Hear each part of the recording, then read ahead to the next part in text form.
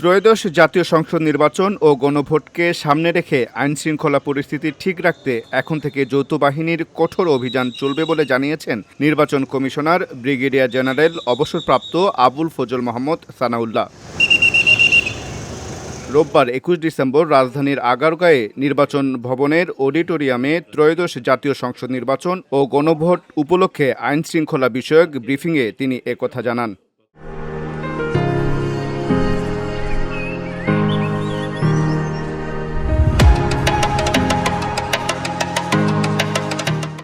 সানাউল্লাহ বলেন, অভিযান চলমান আছে।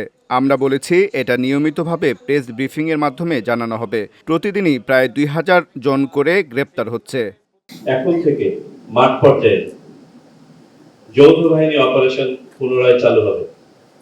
সেই যৌথ বাহিনীর অপারেশনের অন্যতম লক্ষ্য হবে অবৈধ অস্ত্র ও গোলাবারুদ উদ্ধার, সন্ত্রাসীদের গ্রেফতার এবং আইনের আওতায় নিয়ে আসা এবং সার্বিকভাবে সাধারণ মানুষের মাঝে, ভোটারদের মাঝে, প্রার্থীদের মাঝে, দলগুলোর মাঝে একটা আস্থার পরিবেশ তৈরি করা।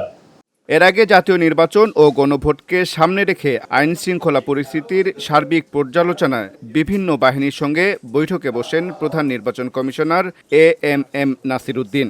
নির্বাচন ভবনে দুপুর ২টা ৫০ এ বৈঠক শুরু হয়। সিইসির সভাপতিত্বে বৈঠকে প্রধান উপদেষ্টার মুখ্য সচিব, স্বরাষ্ট্র মন্ত্রণালয়ের সিনিয়র সচিব, ৩ বাহিনী প্রধান ও তাদের উপযুক্ত প্রতিনিধি, সশস্ত্র বাহিনী বিভাগের প্রিন্সিপাল স্টাফ অফিসার, মহাপুলিশ পরিদর্শক, NSI, DGFI, coast guard, BGB, RAB, Ansar ও ভিডিবির মহাপরিচালক এবং ঢাকা মেট্রোপলিটন পুলিশ কমিশনার অংশ নেন। বৈঠকে ৪ নির্বাচন কমিশনার আব্দুর রহমান এল মাসুদ, তাহমিদা আহমদ, মোহাম্মদ আনোয়ারুল ইসলাম সরকার, আবুল ফজল, মোহাম্মদ সানাউল্লাহ এবং নির্বাচন কমিশন সচিব আক্তার আহমেদ উপস্থিত ছিলেন। এরও আগে দুপুর ১২টা থেকে ১টা পর্যন্ত আগারগাঁওস্থ নির্বাচন ভবনে প্রধান নির্বাচন কমিশনার এএমএম নাসির উদ্দিনের সঙ্গে বৈঠক করেন সেনাবাহিনী প্রধান জেনারেল ওয়াকুরুজ্জামান, নৌবাহিনী প্রধান অ্যাডমিরাল মোহাম্মদ নাজমুল হাসান ও বিমান বাহিনী প্রধান air chief marshal Hasan Mahmud খান।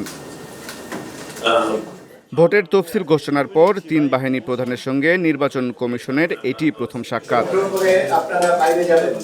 আন্নুর রাশাদ, ভিওডি বাংলা, ঢাকা।